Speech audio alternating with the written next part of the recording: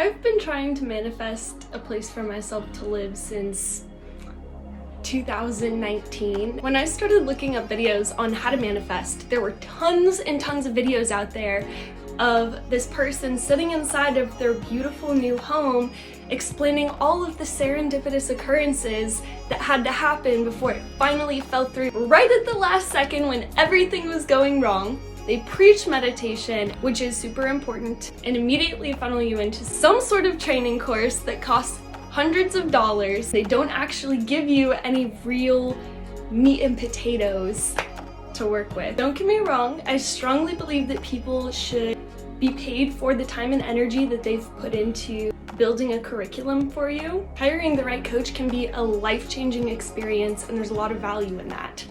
However, there isn't very much information out there about how to manifest a new home if you're currently experiencing something like homelessness, grief, domestic violence, or something that's taken a hit to your solar plexus chakra, like being labeled with a learning disability from a very young age, or dealing with somebody who's been verbally or emotionally abusive to you.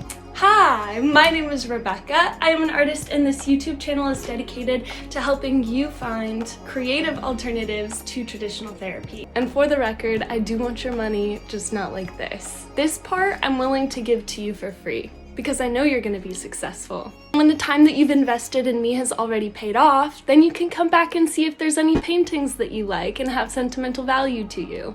In this video, I'm going to show you how I use Feng Shui to organize my one-bedroom art studio into an interactive vision board, or how to fit a mansion inside of a shoebox. I won't be going super in-depth into what Feng Shui is. If you are looking for a video on what Feng Shui is, there is one linked in the description box for you below. This video is inspired by the book Scratch Beginnings. Manifestation is all about embodying the thing that we desire to attract it towards us. In order to embody the manifestation of a new home, the first step is to get your hands dirty, go through everything that you have, and break down the resources you have available to you and use that as manure to fuel the new adventure that you're about to go on. In the description box, you'll also find a video on the housing first approach, which I'm interested to hear your opinions on.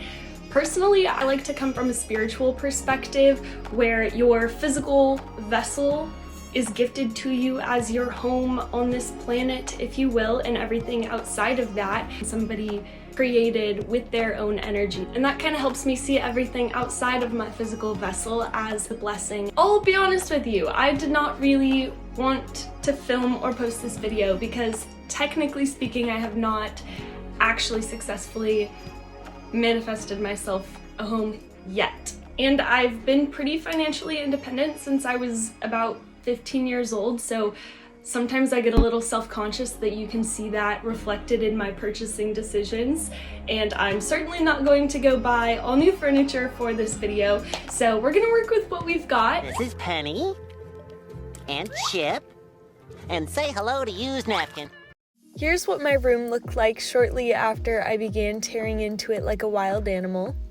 So the idea is to cultivate an environment you can sit still in long enough to imagine your ideal home and bring elements of that image into your current reality. I like to envision that I live in a pink castle, so I'm hanging this pink tapestry above my bed and just adding a few strokes of gold, pink, and gray to match the rest of my interior. This tapestry is one of 3 items that I purchased for this project. I also purchased the mirror and desk you can see just behind. While I can't afford to upgrade all of the furniture in my room, what I can do is commit to upgrading one piece per year. I like to go to my local TJ Maxx store and take pictures of what my options are before I make any big decisions. Ultimately, I decided to go with the white one to keep the bottom half of my room looking a little bit brighter. This is my daughter Peanut, and the most important room in the house. The kitchen has black obsidian countertops and fully stocked pantry. An avocado! If you give your body the nourishment it needs to make new cells, you can embody that new house well before you see it in the 3D. Omega-3s are good for your brain health. Along the front is my spice rack Do you think you could tell someone's ethnicity by their spice cabinet? Pro tip, use fish oil to get rid of your acne and vitamin B12 if you need a boost of energy to stay up past bedtime. Also, if you happen to have juvenile rheumatoid arthritis, check out that link in the description box for the Lion Diet by Michaela Peterson. I like to change up my sources of protein, produce, and probiotics to support an active lifestyle. The rec center is equipped for beach volleyball, yoga, hot springs, and sound healing.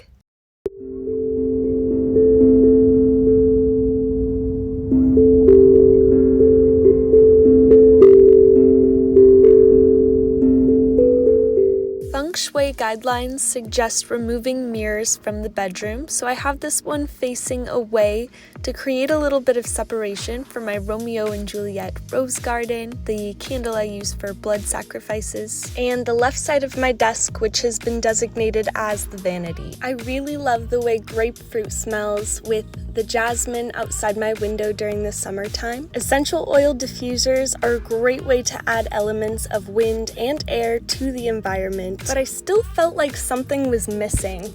I've always wanted a koi pond, so I adopted Flounder here to fill the void in my soul. I think he does a lovely job of filling the space. You're doing great, sweetie. Just a quick friendly reminder that fish are friends, not food. Having fresh flowers around helps me remember when I need to go grocery shopping and when to clean out my fish tank. I learn best through observation, so watching the petals wilt helps me keep time better than a calendar does. And I like a nice party mix to bring out some of the colors from my tapestry. The right side of my desk is used as an office space. Pretty sure I'm an adult now because I have an entire drawer dedicated to miscellaneous cords and cables. Downstairs is my Reiki room / dance studio. Check out my super dope rock collection and some of my favorite card decks.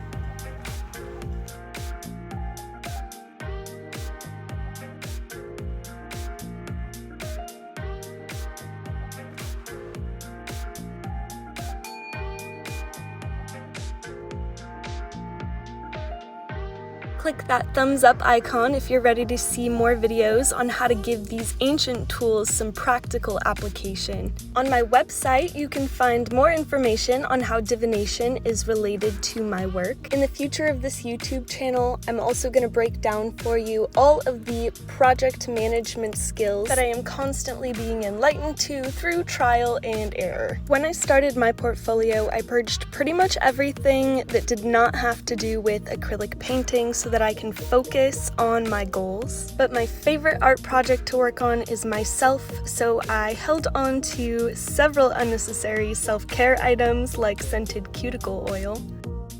Now for everyone's favorite room in the house. The garage is where I keep my exotic car collection. Santa baby, a 54 convertible to light blue. This is what she looks like in sport mode. Behind the paintings is a secret passage to my Akashic records. A spiraling staircase leads to the temple, complete with spa and holy water. In that pig box back there is where I keep the eyelashes of all the boys who've cried over me to wear when I go out dancing. The staircase does have a tendency to shift, so sometimes I find myself in the library or donating my overflow to the local book box.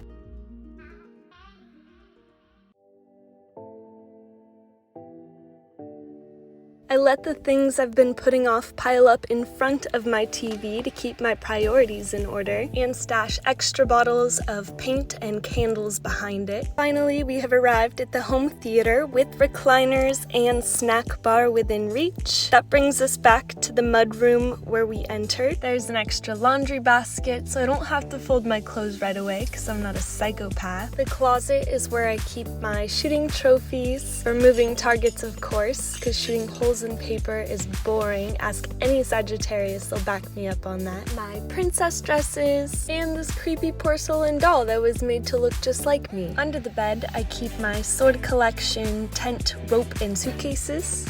The only thing that I see that could potentially not work for everyone is having the refrigerator right next to your bed while you're sleeping. Sometimes in the middle of the night, she does whisper weird things to me like, "I can smell your fear."